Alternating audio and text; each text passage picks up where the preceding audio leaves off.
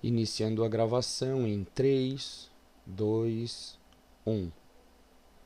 Olá, meus amigos profissionais de educação física e demais profissionais ou interessados na área de saúde. Hoje nós estaremos conversando sobre o processo fisiológico do envelhecimento e como que o treinamento resistido e mais especificamente o treinamento de potência podem ajudar aquele adulto idoso a algumas melhorias relacionadas à sua funcionalidade no dia a dia, ao que a gente chama de atividades da vida diária, certo? Seja ela subir uma escada ou levar uma sacola do supermercado até a sua casa. O meu nome é Guilherme Vaz Frécia. Aqui está o meu canal no Instagram, caso vocês queiram acessar e queiram seguir. Periodicamente eu faço publicações referentes a conteúdo científico relacionado à atividade física e evidências científicas. Este aqui é o meu e-mail de trabalho, então e-mail da universidade, caso vocês queiram entrar em contato para qualquer dúvida. E eu gostaria antecipadamente de agradecer ao Personal Mais Saúde por estar proporcionando esse momento aos profissionais de saúde. A reunião desses profissionais e este tipo de iniciativa favorecem o desenvolvimento da educação física e da saúde da população de uma maneira geral, certo? Então, para iniciar, eu gostaria de destacar que nós não estaremos conversando sobre todos os aspectos relacionados ao envelhecimento. Estes que estão expostos aqui são os principais biomarcadores do envelhecimento, sendo que nós hoje estaremos conversando sobre os dois primeiros, que são a força e massa muscular especificamente, e aspectos relacionados à composição corporal e mudança nesses aspectos, mudanças na força e na massa muscular e mudanças na composição corporal, certo? Todos os outros esses aspectos ficarão para um próximo evento, para uma próxima palestra, tá? Que eventualmente acontecerá a partir do ano que vem aí numa segunda conferência de musculação e saúde. Quero mostrar para vocês que o nosso amigo Homer Simpson, o qual eu sou fã aí do desenho, estará nos acompanhando ao longo desses próximos 40, 50 minutos, tá? Nos trazendo algumas conclusões sobre alguns estudos. Ele e mais alguns personagens aí do desenho farão com que a nossa apresentação fique um pouco mais leve, pois nós estaremos trazendo conteúdo científico relativamente pesado. Mas eu prometo que eu vou fazer de tudo para gente conseguir simplificar ou trazer para a linguagem, trazer da linguagem científica para a linguagem mais tranquila aí, para que todo mundo consiga entender esse conteúdo. Iniciando aqui este quadro, ele mostra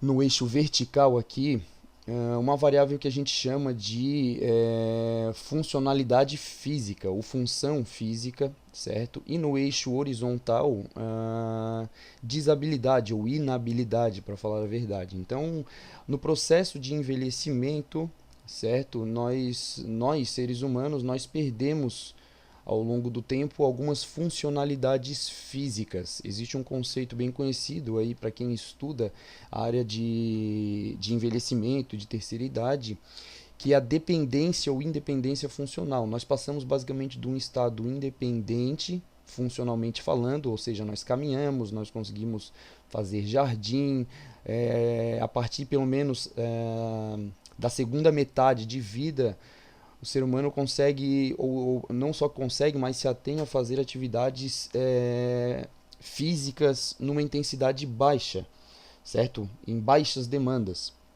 E basicamente ela consegue fazer todas as atividades intensas da vida diária. Esse IADLs significa Intense Activities of Daily Living, certo? A partir dessa segunda metade de vida, basicamente o ser humano passa a se tornar, em média pelo menos, né, um ser frágil. O conceito de frágil é um conceito que não será abordado a fundo aqui, nessa palestra, mas é um conceito que é bastante estudado. Então, basicamente, a gente vem perdendo funcionalidade, tá, ao longo do envelhecimento. Tá? Chegando num determinado estado que nós passamos de um indivíduo fisicamente frágil para um indivíduo fisicamente dependente, dependente para qualquer tipo de atividade da vida diária, certo? Basic activities of daily living, como caminhar, tomar banho, se arrumar, comer e etc. Certo? Então nós passamos a ficar cada vez mais dependentes de parentes, de amigos, para a gente conseguir exercer as funções simples da vida diária. Iniciando um conteúdo sobre fisiologia especificamente, a gente vai começar a conversar sobre a fisiologia do declínio da produção de força. O declínio da força ele acontece por uma série de fatores. Este autor aqui, este cientista, chamado Ian Lexell, ele é um cara que estuda há muito tempo e pelo menos por 20 anos ele estudou especificamente o processo de envelhecimento e a influência sobre a massa de músculos, a massa muscular, e os tipos de composição de fibra, os tipos de fibra na verdade, né? E o que são esses tipos de fibra? Basicamente no nosso corpo nós temos aí dois ou três tipos de fibra específicos, as fibras chamadas fibras do tipo 1 e as fibras chamadas fibras do tipo 2. Sendo que aquelas fibras do tipo 1, elas são aquelas fibras recrutadas quando nós exercemos atividades de baixa intensidade. E aquelas fibras do tipo 2, conhecidas como fibras rápidas, são aquelas que são recrutadas em alto nível, quando nós precisamos executar atividades intensas. Então, se nós pudéssemos fazer uma análise bioquímica a gente conseguiria observar que, fazendo um corte transversal do músculo, a gente obteria as várias células musculares aqui, como está expostas nessas figuras, tá? E a gente vê aqui que para determinadas pessoas nós temos uma grande quantidade de fibras do tipo 1, que são essas mais vermelhas aqui, ou seja, uma maior proporção de fibras do tipo 1 em relação às fibras do tipo 2. Tá? Isso acontece basicamente naqueles corredores de longa distância. Tá? Não que correr seja baixa intensidade, mas para atletas, especificamente, o atleta pode correr em altíssima intensidade ou intensidade moderada. E esses atletas se beneficiam com esse grande percentual de fibras do tipo 1, que são fibras que têm grandes quantidades de mitocôndria, por exemplo, né, e outras características bioquímicas que beneficiam este tipo de atividade, certo? No contraponto aqui nós temos aqueles atletas de sprint, certo? Como o Usain Bolt, que a gente vê aí no atletismo, por exemplo. Eles são atletas que geneticamente também acabam desenvolvendo também essa capacidade com o tempo de treinamento. Eles têm grandes quantidades de fibras do tipo 2, que são essas fibras mais brancas. Elas são chamadas também de fibras glicolíticas ou então fibras brancas ou fibras de ativação rápida, fibras rápidas. Certo? Elas também têm características específicas bioquímicas e fisiológicas que beneficiam estes atletas a executarem ações de grande potência, não só sprinters, mas como também lutadores, por exemplo, ou então aqueles levantadores de peso. Certo? Então este autor aqui ele estudou por um bom tempo aqueles diversos tipos de fibras, tá? E a sua composição no processo de envelhecimento. De uma maneira geral, uma principal diferença entre as fibras é esta aqui. As fibras do tipo 2 elas conseguem ser recrutadas para gerar grande potência, certo? A gente consegue ver também nesse eixo da horizontal aqui que nós temos uma grande velocidade de encurtamento dessas fibras. Elas alcançam grandes velocidades de encurtamento e grandes níveis de potência, enquanto que aquelas fibras do tipo 1 nós conseguimos analisar pelo gráfico aqui que ela atinge não grandes velocidades de encurtamento, certo? E nem também grandes níveis de potência. No entanto, a principal diferença entre elas é que estas, tá, elas têm uma capacidade maior de resistir à fadiga, ou seja, nós, apesar de contrairmos com pouca potência e com baixa velocidade, de uma maneira geral, em relação às fibras do tipo 2, elas resistem mais à fadiga, nós conseguimos contrair sequencialmente ao longo do tempo sem fadigar este tipo de fibra. É interessante que eu estou fazendo uma separação e o músculo ele não é basicamente, pensando em propriedades fisiológicas, um só. Ele é composto por diferentes nuances, certo? E também é recrutado de diferentes maneiras, como a gente vai ver daqui para frente. Estes dois gráficos mostram a secção transversal do músculo, certo? No processo de envelhecimento, ou seja, o tamanho do músculo no processo de envelhecimento. Vejam aqui que já a partir da segunda, terceira década, ao contrário do que muita gente pensa, nós já começamos a perder tamanho muscular ao longo do tempo. Sendo que, é claro, esse declínio fica cada vez mais evidente. É, na verdade, uma curva exponencial negativa, certo? E esse aqui é um gráfico que mostra o tamanho, o total de número de fibras musculares. O total de número de fibras. Então, o tamanho das fibras musculares e o número de fibras musculares se comporta mais ou menos de uma maneira semelhante. Vejam que a partir aqui da terceira, quarta década, essa queda ela permanece aqui e ela continua a ficar cada vez mais acentuada, certo? Isso tem uma relação muito grande com o processo de perda de funcionalidade, porque se nós não conseguimos exercer função muscular, nós não conseguimos realizar muitas das atividades simples, mesmo que simples, da vida diária, tá? E a grande sacada desse autor aqui foi diferenciar esses dois tipos de fibra que nós havíamos conversado antes. O que ele reparou? Fazendo uma série de estudos, ele reparou que aqui, é claro, a gente consegue ver aqui a área da fibra, né, a área média da fibra, certo? Diferenciando as fibras do tipo 1, aquelas mais resistentes à fadiga, e aquelas fibras do tipo 2, aquelas que são responsáveis por ações de grande potência, de grande intensidade. Esse autor reparou que no processo de envelhecimento, essas fibras do tipo 2 elas caem em desuso de uma maneira ou de outra e acabam por perdendo o seu tamanho, certo? Então elas têm uma determinada proporção no corpo do ser humano e ao longo do tempo essa proporção vai beneficiando ou aumentando para as fibras do tipo 1, certo? Então existe um declínio das fibras específicas que executam essas ações de potência, de força, de alta força, de intensidade. Essa foi a grande sacada do estudo deste autor aqui. Então, de uma maneira geral, o processo de declínio de produção de força, tá? Tem como um dos aspectos, vejam aqui este autor que eu havia conversado com vocês, existe um declínio no tamanho e no número de fibras musculares, especificamente mais as fibras do tipo 2, responsáveis por ações de potências.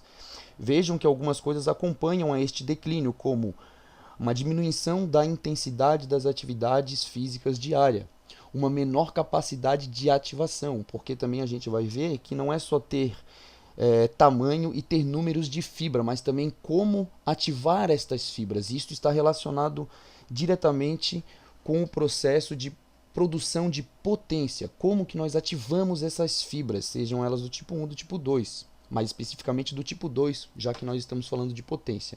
E desequilíbrios hormonais também, que são contribuintes para esse processo de produção de força, mas que nós não estamos aqui dando ênfase nessa palestra. Passando mais um pouquinho, nós temos dois pontos importantes aqui, que também contribuem para esse processo aí de envelhecimento muscular. Então vejam que aqui a gente já havia conversado, né, um decréscimo no número e no tamanho, principalmente e predominantemente das fibras do tipo 2, certo? Um menor recrutamento dessas fibras de uma maneira geral, um reduzido número de mitocôndrias e de enzimas também responsáveis por processos metabólicos dentro dessas fibras musculares. E esses dois aspectos importantes, tá? Uma perda aí de células satélites, ou seja, esse idoso ele não consegue se beneficiar do processo de recuperação muscular, não pelo menos de uma mesma maneira que um indivíduo adulto mais jovem. e também um processo de infiltração de adipócitos. Adipócitos, quando nós falamos, leia-se gordura. Então, uma infiltração de gordura na fibra muscular. Especificamente a gordura, ela é conhecida também como um substrato energético para o músculo, tá?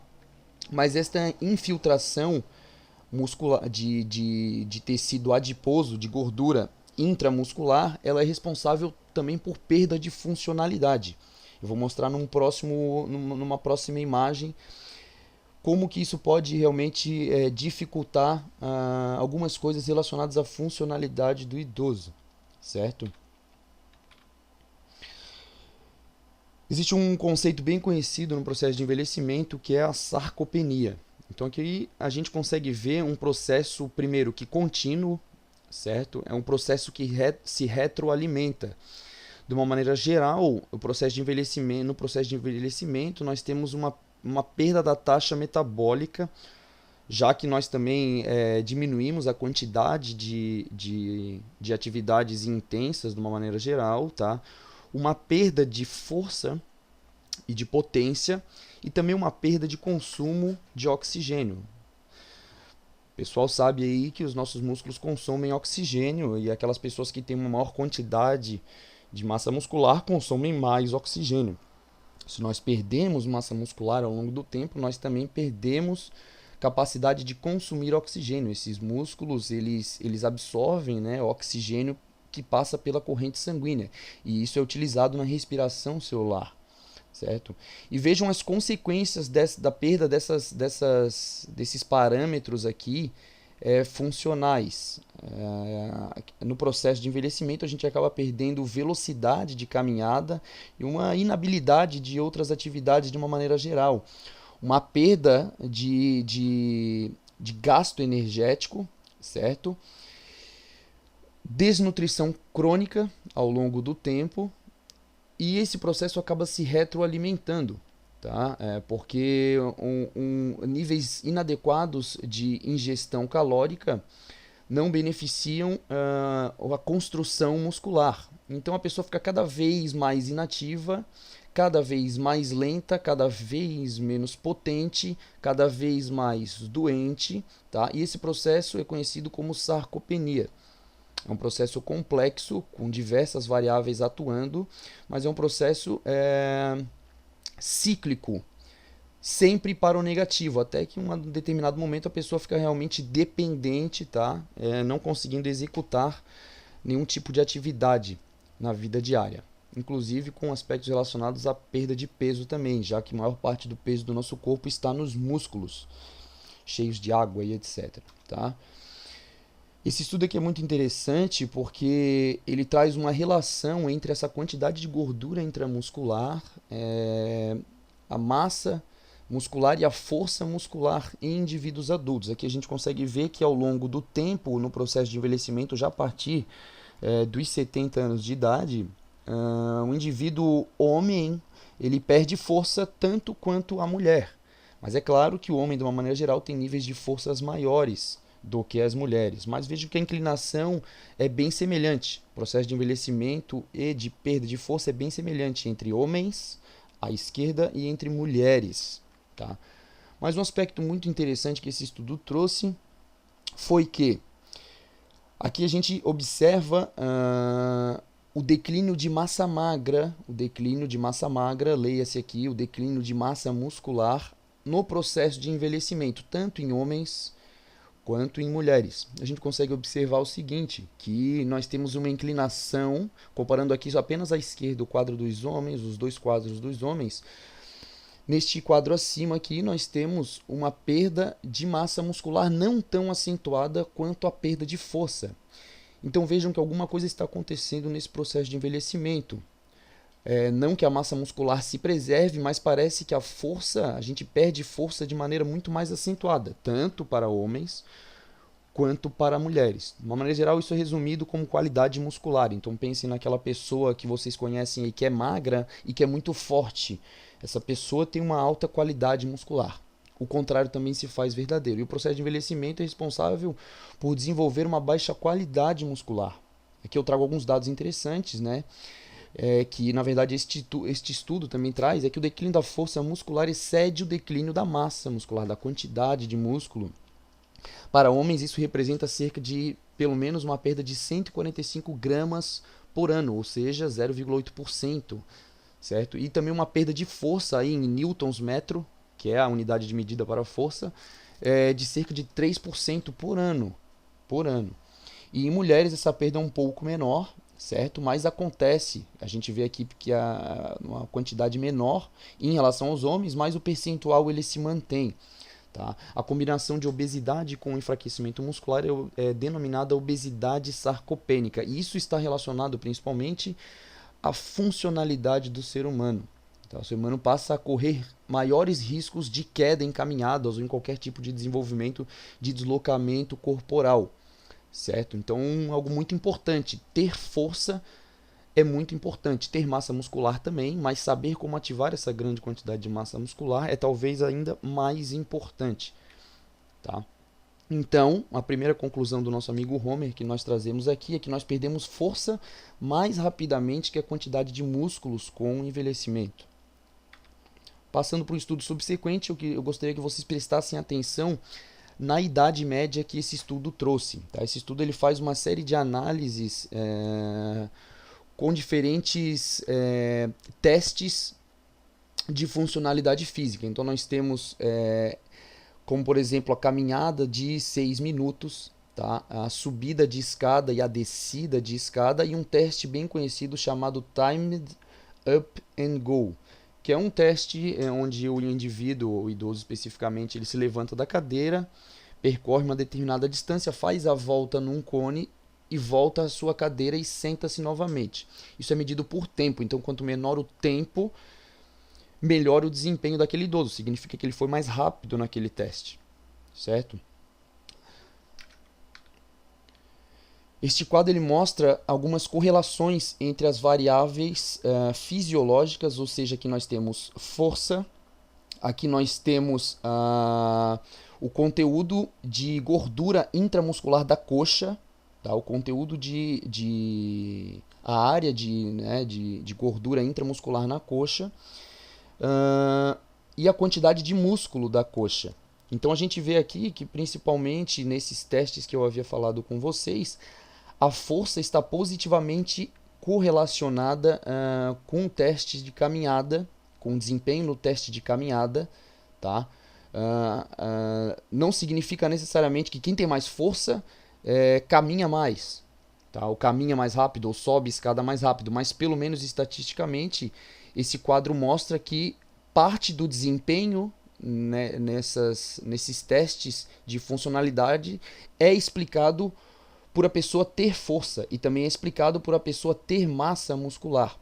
E vejam que, por exemplo, um teste de 6 minutos aqui, nos parece aqui, quanto maior a quantidade de gordura que a pessoa tem aqui na coxa, menor o desempenho nessas atividades. Aqui vocês estão vendo isso positivo, né? Porque, em princípio, nos parece que quanto maior a quantidade de gordura, mais lenta a pessoa é, ou seja, ela leva mais segundos para finalizar o teste, tanto de subida quanto descida de escada e também no time up and go, certo? Então, variáveis fisiológicas relacionadas ao desempenho funcional. O que mais nos chama a atenção e que aqueles autores também trazem em outros estudos, mas aqui já desvinculando deste que eu havia falado, é que aqui a gente vai reparar diferenças em relação à inatividade física e a manutenção da atividade física ao longo da vida. Então eu trago imagens de diferentes estudos, tá? Nessa imagem aqui vocês estão vendo um corte transversal da perna, da coxa, de um indivíduo de 40 anos, do indivíduo triatleta de 40 anos. Então a gente consegue reparar aqui o fêmur, né? O osso, certo? E a grande quantidade de massa muscular nesse cinza aqui, em volta do osso. Quantidade de massa muscular na coxa do indivíduo, tá? Numa coxa e em outra coxa aqui. A gente consegue reparar uma grande quantidade de massa muscular, mesmo aos 40 anos de idade. Agora, pasmem para a próxima imagem. Esta é uma imagem do indivíduo de 74 anos, a mesma média de idade desse estudo que eu havia mostrado, tá? Vejam a grande quantidade de gordura corporal, né, de tecido adiposo em volta desses músculos, certo? Ou sob a pele. E uma grande quantidade de gordura invadindo essa massa muscular. Invadindo esta massa muscular. Vocês podem reparar tanto numa perna quanto em outra. E a gente havia conversado que essa quantidade de gordura intramuscular ela está relacionada à perda de funcionalidade. Lembrem sempre disso. Já nesta imagem que eu trago para vocês aqui, esse aqui é um indivíduo de 70 anos, triatleta. Certo? Então a gente consegue reparar que vejam muito semelhante àquele indivíduo de 40 anos, tá? São indivíduos diferentes, mas a gente consegue tirar um parâmetro aqui de que a massa muscular, quando dá atividade física, ela acaba se preservando, acaba acontecendo uma manutenção de massa muscular desses indivíduos que permanecem ativos, que fazem esporte de uma maneira geral, certo? Enquanto aqueles sedentários sofrem desse processo de sarcopenia, de obesidade sarcopênica, tá? Uma conclusão dos nossos amigos aqui é este senhor aqui, personagem dos Simpsons também, olhando para o nosso outro amigo forte aqui, também no processo de envelhecimento, e ele se pergunta, deveria ter me mantido ativo? Agora é tarde? E respondendo a pergunta deste senhor aqui, não, nunca é tarde. Tá? Para falar a verdade, recuperar a massa muscular a este nível talvez não seja possível, mas é possível recuperar pelo menos em parte, aumentar a massa muscular, tá? A gente vai ver ali que a gente consegue aumentar a massa muscular com o treinamento, e vocês imaginam também que sim, certo? E o principal de tudo, mais importante do que aumentar a quantidade de músculos, melhorar o recrutamento muscular, tá? Ativar o nosso sistema nervoso, ensinar o nosso sistema nervoso a reativar aquelas fibras que nós não usamos, passamos a não usar mais, que são aquelas fibras do tipo 2, mais uma vez, aquelas fibras que executam potência. Esse aqui é um estudo muito interessante que traz pra gente um período de treinamento de 12 semanas, tá? Então, é uma intervenção por exercícios resistidos, tá? E um período de 6 a 18 meses, tá? Nesses indivíduos de follow-up, ou seja, um período observacional. Então, eles pegaram um grupo de indivíduos, fizeram mensurações no início do treinamento, fizeram mensurações no final das 12 semanas de treinamento e acompanharam esses indivíduos ao longo de 6 ou 18 meses. Existiram indivíduos que eles não conseguiram dar continuidade no acompanhamento, outros eles conseguiram dar continuidade até o final dos 18 meses e fizeram eventualmente com aqueles que estavam disponíveis as mensurações no final do período observacional. Tá? A gente vai ver que dentre as atividades a gente precisa dar preferência ao treinamento resistido. Tá? Esses aqui são alguns dados, tá? Os dados de mensurações no início do treinamento, os dados de mensurações no final do treinamento e após o período observacional. Este aqui é peso corporal, certo? A gente vê que existe um processo de aumento de peso corporal nesta fase de treinamento e depois uma manutenção.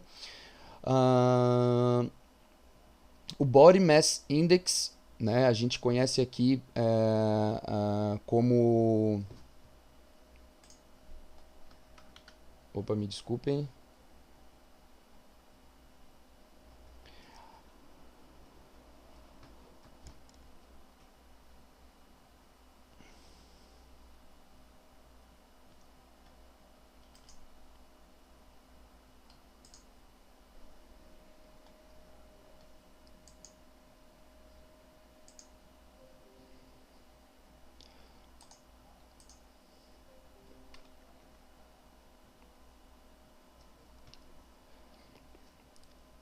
Neste quadro aqui, nós temos mostrados alguns dados do estudo. Então, aqueles dados de base ou iniciais ao treinamento, antes do treinamento, os dados relacionados ao fim do treinamento e aqueles dados após o período observacional.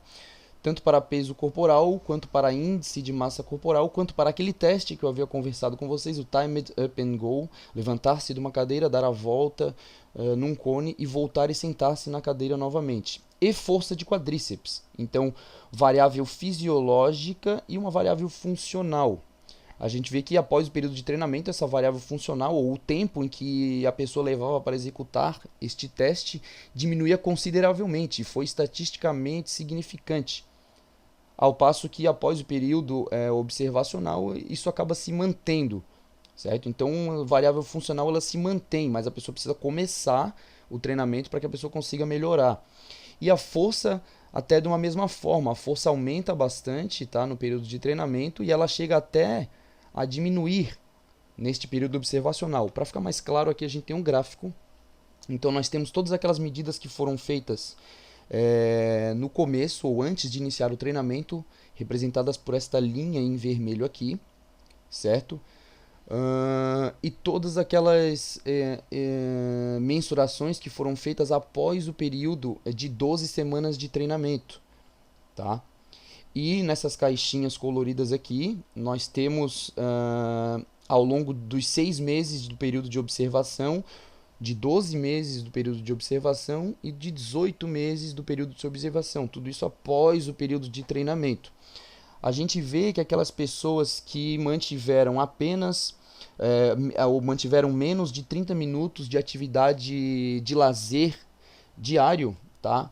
Elas têm uma queda acentuada, tá, dessas medidas. Aquelas pessoas que mantêm pelo menos mais de meia hora diária de atividade de lazer, seja ela qualquer, elas conseguem manter esses dados, tá? Algumas até cair. Ao longo de 18 meses, é claro que isso cai. Mas a gente consegue ver que aquelas pessoas que permaneceram treinando exercício resistido, ou que permaneceram na academia pelo menos mais de 3 vezes por semana, ou pelo menos 3 vezes por semana, elas conseguem manter esses níveis de força ou de variáveis funcionais nesses testes. Tá? Ou seja, manter algum nível de atividade física é melhor do que nada, mas a gente vai ver que não é a melhor opção. Talvez a melhor opção seja manter-se treinando exercício resistido, manter-se na academia mesmo que por 2 ou 3 vezes na semana. E a gente vai ver aqui nesse encontro que a gente consegue se beneficiar do treinamento resistido executando os exercícios de uma outra forma, ou executando com maior potência. É o que a gente vai conversar basicamente daqui para frente. De uma maneira geral, algumas adaptações ao treinamento de força são a melhora da força muscular em de 20 a 70%, ao passo que nós também aumentamos a quantidade de músculos de 5 a 10%, não só a quantidade, mas também o tamanho, né? A hipertrofia muscular de 5 a 10%. Nós conseguimos com o treinamento aumentar uma capacidade de recrutamento de unidades motoras, certo? E é aqui que eu quero focar nesses próximos slides com os amigos profissionais, tá?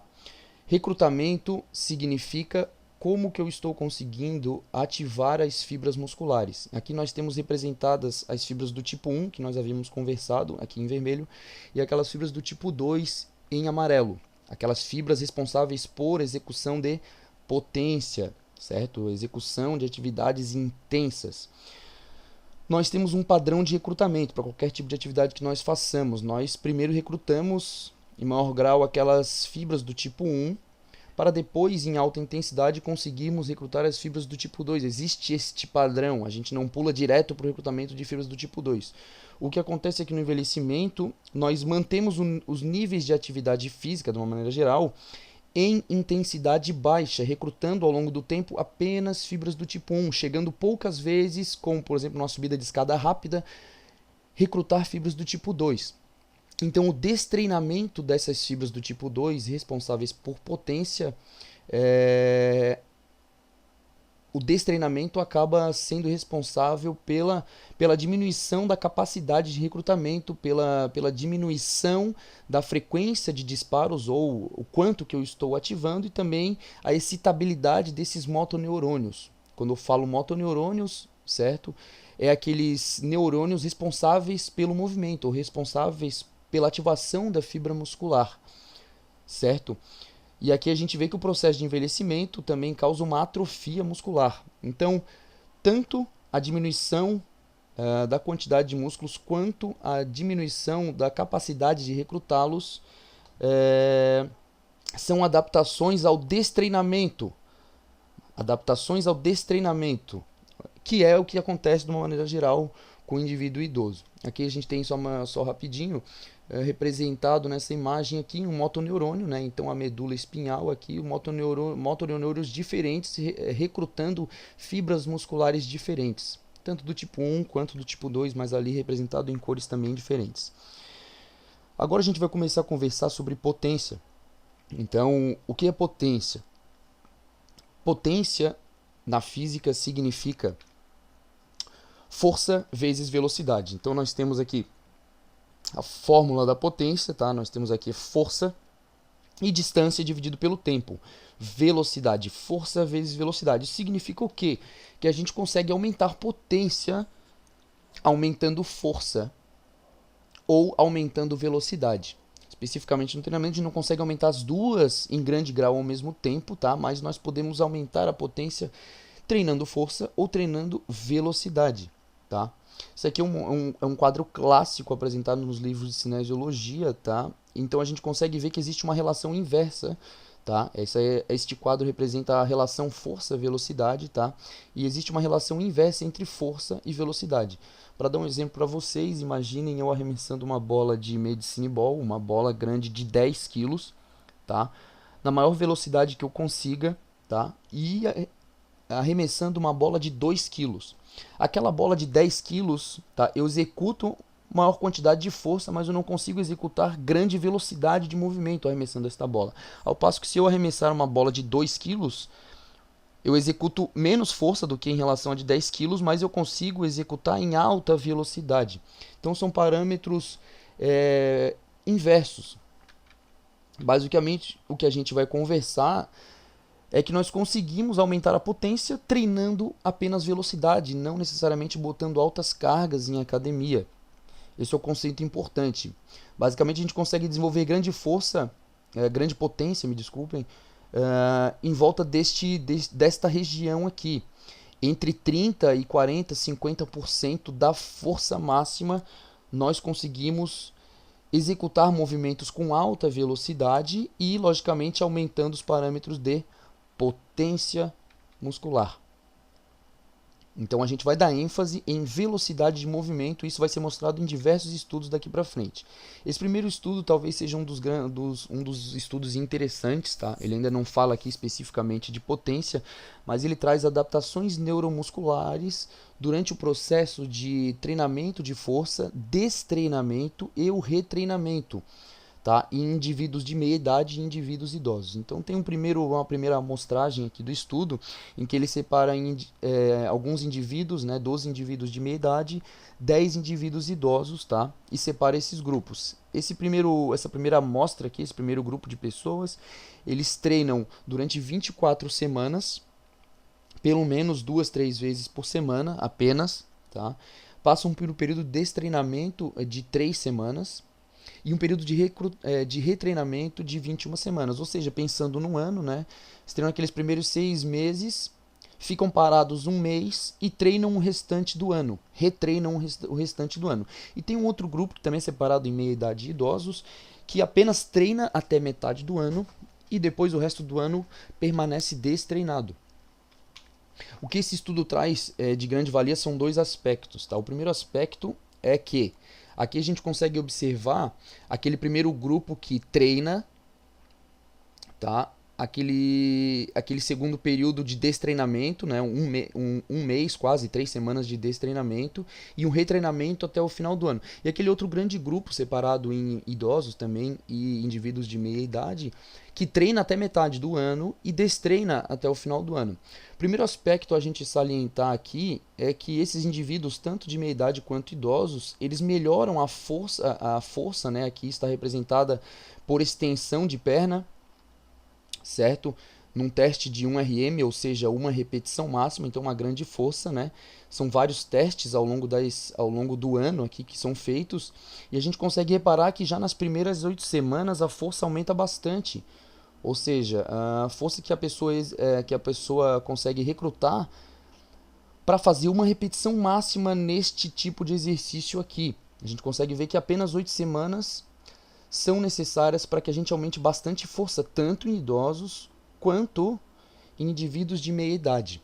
Um outro aspecto a salientar desse estudo é que mesmo parados, mesmo destreinados por 3 semanas, né, quase um mês aí, esses indivíduos conseguem manter a força, tanto os indivíduos de meia idade quanto os indivíduos idosos. Então a gente vê que mesmo quase um mês parados, esses indivíduos conseguem manter os níveis de força, certo? Enquanto aqueles indivíduos que treinam até metade do ano e destreinam o resto do ano, eles perdem uma grande quantidade de força. Então, a gente consegue ver que mesmo parado uma semana e apenas treinando 2 vezes por semana anteriormente, esses indivíduos conseguem manter o nível de força.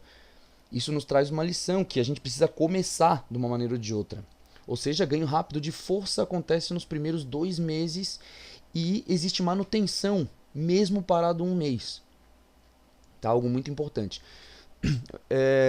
Nesse estudo aqui nós temos alguns autores brasileiros. Este aqui é um dos destaques, aqui é um dos autores, um dos cientistas brasileiros que mais estuda envelhecimento, que é o Eduardo Cadori.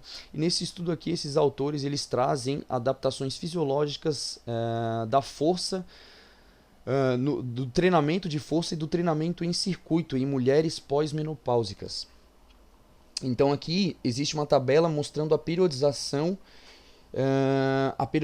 a que esses indivíduos foram submetidos. Então aqui nós temos aqueles indivíduos que treinaram em circuito, ou seja, executam um determinado exercício, passa para outro exercício, passa para outro, né? Num sistema de circuito, e aqueles que treinaram força tradicionalmente em academia, certo? Nós tivemos aqui a periodização em semanas. As primeiras 4 semanas, a quantidade de séries e quantidade de repetições executadas semelhante para os 2 grupos, mas a gente consegue ver que o grupo que periodizou, que recebeu a periodização de força, aumenta em maior quantidade a carga a ser executada, chegando até 80% da carga, enquanto esses indivíduos que treinaram o circuito, eles ganham um aumento de carga no período de periodização e também um aumento de volume, né, relacionado aqui, mas chegam até 60% de um RM, ou 60% do que seria a força máxima. Então eles chegam em cargas submáximas menores do que esses indivíduos que treinam força. E uma coisa interessante é que, independente do que a gente havia conversado aqui, independente do tipo de treinamento ou do tipo de carga final realizada no período de treinamento, é que esses indivíduos têm ganhos muito semelhantes de um grupo em relação ao outro. A gente consegue ver aqui o quadrinho, a caixinha preta, que é o grupo que treinou força, e a caixinha cinza, que é o grupo que treinou circuito, enquanto nós temos a caixinha branca com o grupo controle. A gente vê que após o período de treinamento, as melhoras são muito semelhantes em relação ao consumo máximo de oxigênio. Isso aqui, claro, é um parâmetro cardiovascular, mas a gente consegue observar, primeiro, que o treinamento de força ele beneficia ou melhora o consumo de oxigênio dos indivíduos, certo? E assim como uma outra variável funcional, outro teste de variável funcional que nós também reparamos uma melhora muito semelhante, não diferenciando um grupo do outro, certo? Que seria o teste de escada, especificamente aqui em segundos. Aqui nós temos variável de quilagem aqui, né? Para membros superiores, força em membros superiores e força em membros inferiores. A gente repara também, é claro, que aqui no final do período de treinamento nós temos talvez até uma maior ganho de força nesse treinamento de força do que no treinamento de circuito, mas de uma maneira geral, ambas essas caixinhas, tanto a preta quanto a cinza, elas vão aumentando sequencialmente ao longo das semanas. Esse estudo basicamente mostra que nós não precisamos de grandes cargas para ganhar força. Vejam que aqui, pelo menos nos membros inferiores, em 16 semanas nós temos ganhos de força muito semelhantes, tanto no treinamento de circuito quanto no treinamento de força. Tá? O que é muito interessante pensando no que a gente vai falar sobre potência. Ou seja, o treinamento de baixa intensidade em circuito promove ganhos neuromusculares e cardiorrespiratórios significativos e também semelhantes ao grupo que treina força. Este talvez seja um dos estudos que marcou época, é um estudo bem recente, e esses indivíduos eles comparam os efeitos do treinamento de potência em baixa e alta resistência, certo? Então, por exemplo, um peso que a gente carrega na academia é uma resistência. Então, eles comparam treinos de alta velocidade, tá, para membros inferiores, tá, e observam algumas melhoras aí ou algumas influências desse treinamento de força sobre variáveis de performance, variáveis físicas ou variáveis de mobilidade, de funcionalidade desses indivíduos limitados, tá? Indivíduos adultos, idosos limitados. Então o que eles fizeram foi comparar efeito de 2 treinamentos de potência em alta velocidade.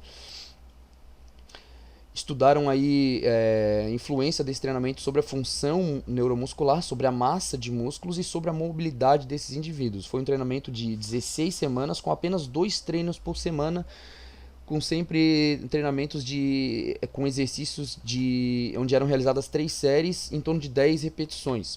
O mais interessante desse estudo é que, primeiro, eles utilizaram equipamentos de performance para potência. São equipamentos que a gente não vê comumente em academias, é claro, mas são equipamentos pneumáticos. Então esses aparelhos, por exemplo, é um aparelho conhecido aqui do ambiente de academia, que seria o leg press horizontal. Só que a carga deste aparelho é regulada por pressão, que é exercida sobre esses túbulos aqui. Então a carga é regulada sob pressão, por pressão, e eles conseguiram regular nesse estudo aqui, neste aparelho, por exemplo, em outro que eu vou mostrar, aquele grupo que treinou a 40% do que seria a sua carga máxima e aquele grupo que treinou a 70% do que seria a sua carga máxima. Ambos os grupos aqui treinaram a execução desse exercício em alta velocidade, deste exercício e também da cadeira extensora, também bem conhecida. E aqui também uma cadeira extensora com carga pneumática, regulada por pressão, certo? Então vejam que se a gente fosse comparar com os exercícios clássicos de academia, como o leg press clássico, onde nós temos cabos ligados a roldanas e ligados àquelas plateletas, se nós executássemos uma carga mesmo que de 40%, ou seja, talvez aí vamos botar 40 quilos no leg press, 50 quilos no leg press, se nós executássemos com grande potência, com alta velocidade este movimento, nós teríamos aqueles cabos esticando, barulho sendo feito em academia, né? Então algo impraticável, né? Treinar potência com aquela aparelhagem clássica de academia, de cabos e de roldanas, tá? Esse estudo ele mostra aqui então essas variáveis, né? Tanto para a cadeira extensora, né? A extensão de joelhos, quanto para o leg press horizontal. Então aqui nós temos percentual de 1 RM, a força, o trabalho realizado e esses 2 parâmetros relacionados à potência que a gente vai conversar. Então aqui potência e a velocidade de execução. Por enquanto nós vamos ter esses dois parâmetros aqui.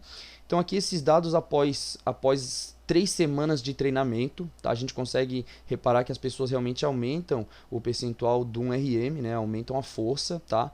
E aumentam bastante potência. Vejam, tanto aquelas que treinam com baixa carga, 40% de 1 RM, quanto aquelas que treinam a 70% de 1 RM.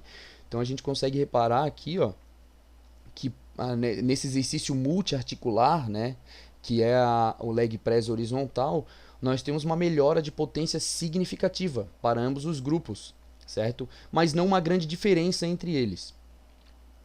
Após 9 semanas, nós temos um aumento de potência beneficiando aqueles que treinam em baixa carga, em 40%. Então vejam que apesar de nós termos que o grupo que treina 70% nas cargas mais altas, ele aumenta bastante, esse grupo aumenta mais força do que o grupo de baixa intensidade. Este grupo de baixa intensidade aumenta mais a potência do que este grupo já em 9 semanas. Então vejam que a gente consegue ver que também o parâmetro que é aumentado aqui não é a força especificamente, mas a velocidade. Lembrem daquela fórmula de potência?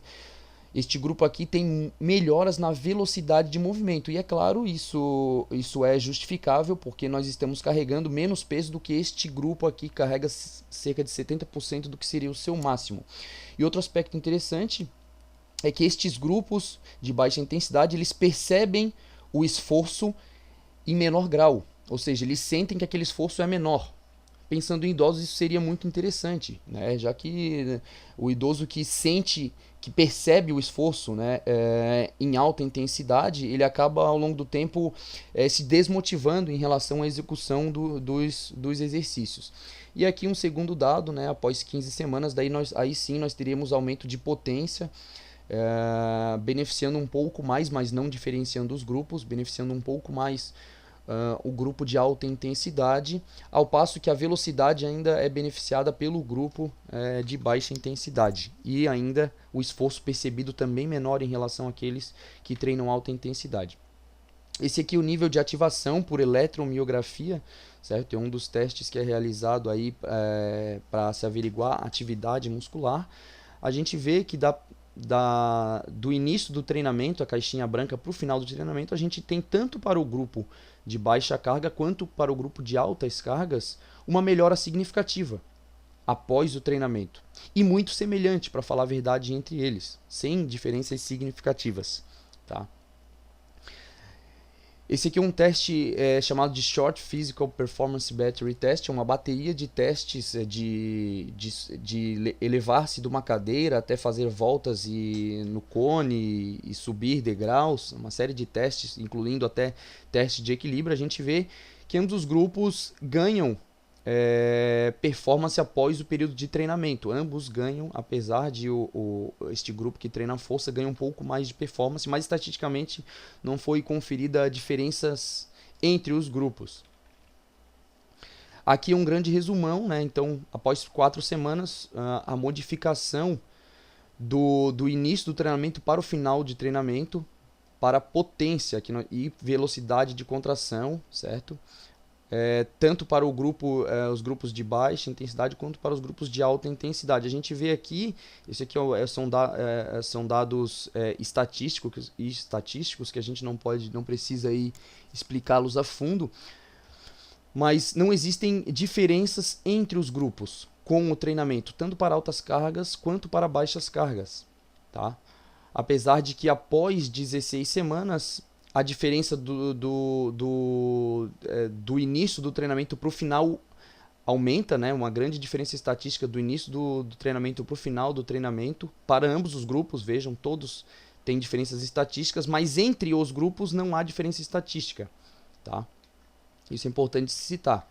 Basicamente, a gente conclui que, independente da carga, a alta velocidade de movimento promove a potência em função das adaptações neurais, ou seja, como nós estamos ativando aquelas fibras musculares. Não necessariamente grandes cargas são responsáveis por unicamente melhorar essas funções, certo? Ou melhorar a potência especificamente. Aqui a gente teria o pai do Homer conversando e refletindo, né? Se perguntando para que botar tanto peso se eu consigo melhorar essas variáveis fisiológicas treinando com pouco peso. Isso é um aspecto muito importante. Este outro treinamento ele vai até mais além, este outro artigo aqui, né, este outro estudo, ele vai até mais além. Ele faz uma comparação de treinamento sem carga nenhuma e com carga. Então, para potência de membros inferiores. Então, ele avalia variáveis de potência para membros inferiores e também alguns testes de funcionalidade, como apreensão manual e outros testes de funcionalidade, de caminhada, de velocidade de caminhada, de subir cadeiras, subir degraus, saltos e etc. Com apenas 2 treinos por semana, certo? Durante um treinamento de 20 semanas. A gente consegue observar mais uma vez que tanto o grupo com carga, caixinhas pretas, quanto o grupo sem carga conseguem aumentar a potência. E a gente vê nesse primeiro quadro aqui que o grupo sem carga executa a maior quantidade de potência, tá? Mas com diferenças estatísticas pré e pós-treinamento, tá? Pré-treinamento e pós-treinamento. Ambos mudam, né? Estatisticamente significante essa mudança aqui, mas a gente tem aqui que a baixa carga, na verdade a ausência da carga é responsável por uma promoção de potência em altos graus. Tá? Aqui nós temos o pico de potência e aqui a média de potência, no pré-teste e no pós-teste. Certo, gente? Nesses grupos que treinaram com carga e nos grupos que treinaram sem carga. até treinando sem carga, nós conseguimos obter potência. E esse aqui são variáveis funcionais, como por exemplo, levantar-se e percorrer determinada distância. A gente tem uma melhora do tempo, né? Ou seja, é percorrido o teste em uma menor quantidade de segundos, no menor tempo, tá? Ou seja, uma melhora de performance, tá? Assim como este outro aqui de caminhada. O número de repetições de elevação de cadeira, de levantar-se de uma cadeira, pré e pós-teste, tanto para o grupo que não usa carga, quanto para o grupo que usa carga no treinamento, tá? Então a gente tem diferença pré e pós-teste, mas entre os grupos muito semelhante. Então, mais uma vez, para que a necessidade de se botar altas cargas em treinamento resistido em idosos? Pensando em idosos, basicamente, nenhuma necessidade. Resistência externa não é necessária para melhoras funcionais quando do treino de potência. Isso traz para nós algumas reflexões, porque aquele idoso que está naquele ambiente de academia, ele não necessariamente vai ter uma reflexão acerca do que ele pode ou não pode fazer. E cabe a nós, profissionais de educação física, refletirmos também sobre isso e também influenciarmos ou intervirmos nesse treino deste indivíduo. E uma outra reflexão é que a gente não precisa de grandes aparelhagens ou aparelhagens complexas e caras para se treinar potência. Exercícios simples melhorariam a potência do idoso mesmo que um ambiente externo à academia. Isso é muito importante. Então eu trago para vocês aqui algumas imagens do que seriam treinamentos que beneficiariam potência. Tá? Então, longe das academias, nessa primeira imagem inferior direita, nós temos até uma senhora fazendo um exercício de agachamento utilizando um elástico leve. É claro que esse elástico ele aparece aí em diferentes tensões, diferentes cargas, mas basicamente aqueles elásticos com baixíssima carga, a gente consegue executar altas velocidades de movimento, o que melhoraria a potência.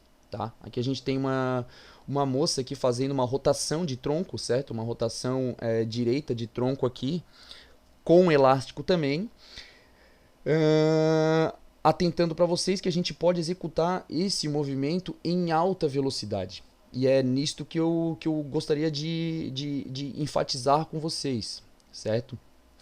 E partindo para outros exercícios com a progressão do treinamento, como por exemplo o lançamento de bolas. Especificamente o elástico, ele promove um aumento de carga ao passo que ele estica, né? Ao passo que aumenta a resistência, ou seja, quanto mais a gente estica o elástico, mais pesado ele fica. Tá? Então a gente tem que salientar aqui que a gente precisa usar elásticos de carga leve, para que realmente a pessoa consiga executar movimento com alta velocidade.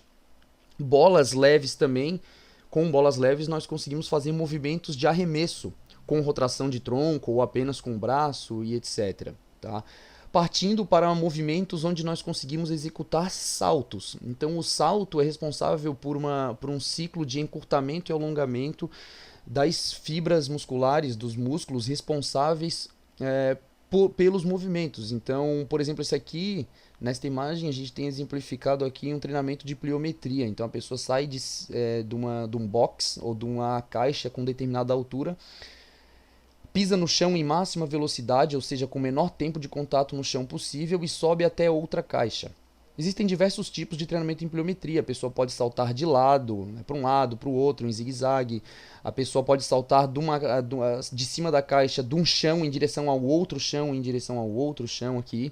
Então a gente consegue executar uma série de modelos de treinamento de pliometria. E o treinamento de pliometria é um componente importantíssimo aí no treinamento de atletas, tá? Na periodização de atletas, que nós utilizamos bastante para treinamento de potência. É possível também fazer pliometria de membros superiores. Mas é claro que deve haver uma progressão. O idoso não vai sair na primeira semana de treinamento saltando caixas.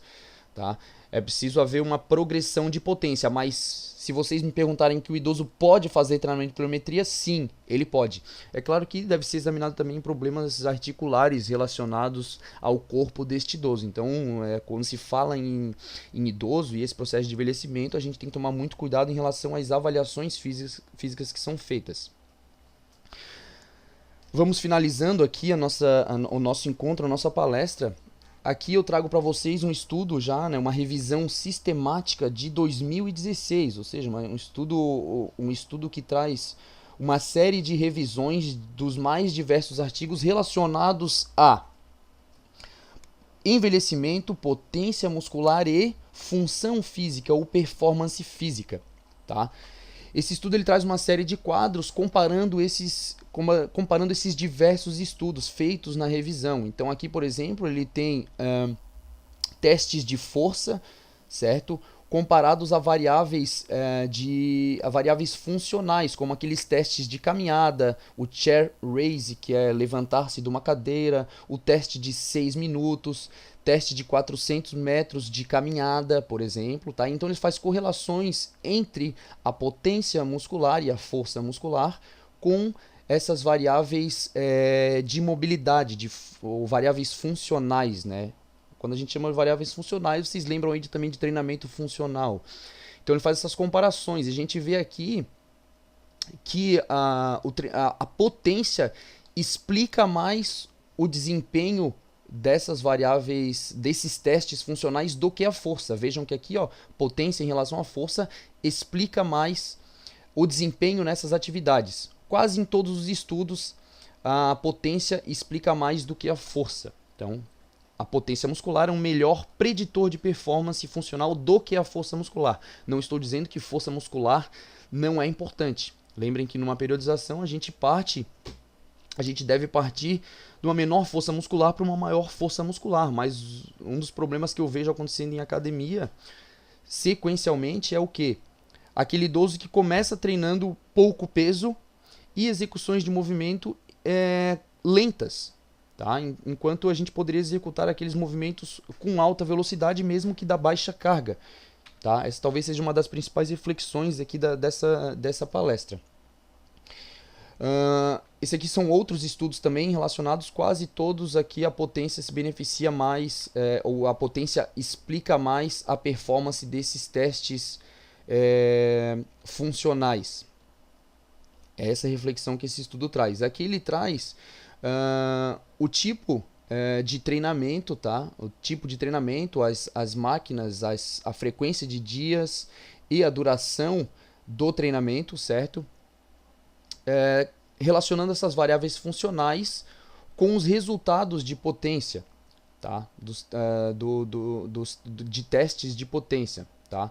O que ele consegue observar e refletir no final do estudo é que realizar exercícios resistidos com alta velocidade na fase concêntrica promove maior vantagem para o ganho de performance funcional.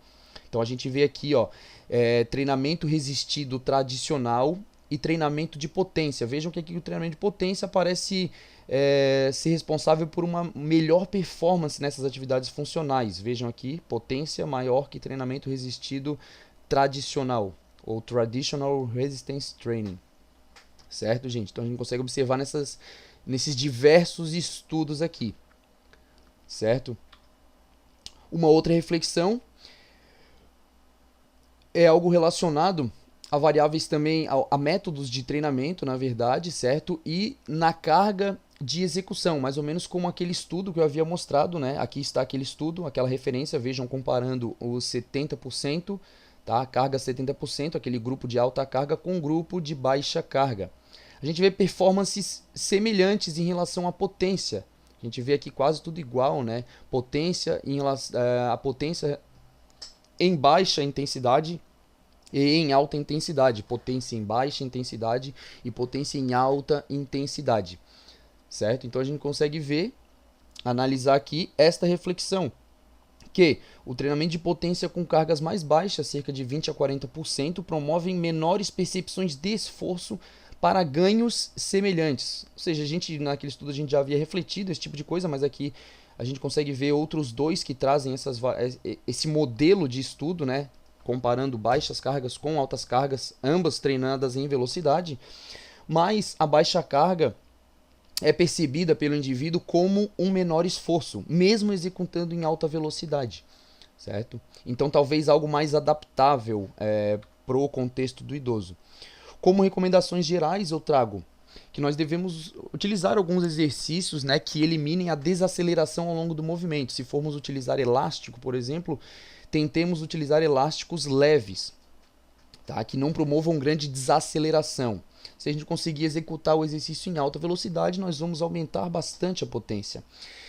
De uma maneira geral, ao longo da periodização, a gente tem que progredir de cargas menores, tá? De cargas menores, executando em alta velocidade para cargas maiores, de 40% a 70%. Tá? Já que, é claro, nós estamos falando de idoso, nós não estamos falando basicamente de performance relacionada à estética, mas sim performance relacionada à funcionalidade. O que interessa para o idoso é a funcionalidade, subir uma escada, descer uma escada, carregar uma sacola, pegar um peso da estante e etc. E a potência é o parâmetro que mais ajuda esse idoso funcionalmente falando. Otimizar sempre este componente de velocidade no treino, em qualquer tipo de treino. Tá? E aí a gente estaria beneficiando também este componente de potência, certo? A necessidade de utilizar exercícios pliométricos e de velocidade com a progressão do indivíduo, com a progressão da performance do indivíduo. A gente pode incluir saltos verticais e também arremessos de medicine ball, são algumas dicas, né, com uma progressão. O idoso ele pode começar treinando numa academia, executando movimentos com alta velocidade e utilizando-se de pouca carga, de baixa carga, e ao longo do tempo deixando o idoso cada vez mais funcional no treinamento. Tá? Usar tempos de recuperação naqueles dias de alta carga de pelo menos 3 dias. Tá? Uma coisa que não muda com o envelhecimento, que não é treinável com o envelhecimento, é a recuperação. Tá? A recuperação do idoso é irreversivelmente mais lenta do que aquele indivíduo adulto mais jovem. Então o idoso, a única grande diferença mesmo é que o idoso, apesar de conseguir realizar tudo que aquele jovem realiza, o idoso não consegue recuperar em mesmo grau após um período após um treino de alta intensidade, tá? E se estiver numa academia, tentar utilizar aparelhos que permitam alta velocidade de movimento. É claro que nós não teremos em academia aqueles aparelhos de resistência pneumática, mas nós teríamos aí como utilizar elásticos em diferentes vetores, em diferentes alturas, nos mais variados movimentos. Cabe aí a utilização da criatividade do próprio cérebro. Gente, é isso que eu tinha para passar para vocês, tá? Nós temos muitos outros estudos que trazem e que têm estudado esses parâmetros de potência, mas eu trouxe um grande resumo aqui do que nós temos aí ao longo desses 20 últimos anos desses pesquisadores estrangeiros aí estudando parâmetros de performance. Nós temos alguns autores brasileiros, como o Cadore, que tem estudado também a influência desse treinamento de potência para melhoras de variáveis funcionais, certo? E fica como principal reflexão o modo como nós estamos tratando este idoso numa academia. Lembrem, após essa palestra, apesar de vocês de repente não terem entendido todos os gráficos e todas as tabelas, é que os estudos mostram que, primeiro, nós não precisamos de altíssimas cargas, mas nós precisamos de velocidade de movimento. Então, aquele idoso que a gente vê fazendo rosca direta com halteres bem lentamente, não é a imagem que nós deveríamos estar satisfeitos. Nós temos que realmente intervir em relação àquele indivíduo lá, tentando solicitar que ele execute movimentos com velocidade na fase positiva, na fase concêntrica, tá? E sendo que na fase excêntrica a gente pode até deixar aí o movimento em mais baixa velocidade. Eu agradeço aí a atenção de todo mundo, tá? Este aqui é o meu contato no Instagram, vocês podem seguir lá, caso seja do desejo de vocês atualizarem-se cientificamente na área. E este aqui é o meu e-mail de trabalho que vocês podem enviar aí, mandar perguntas, mandar contatos e solicitações de outras palestras. Agradeço ao meu amigo Francisco aí, do Personal Mais Saúde, e toda a equipe de apoio que facilitaram aí o uso dessas tecnologias aí relacionadas à internet para que a gente tivesse conseguido propagar esse conhecimento aí para o pessoal. Um grande abraço a todos e muito obrigado.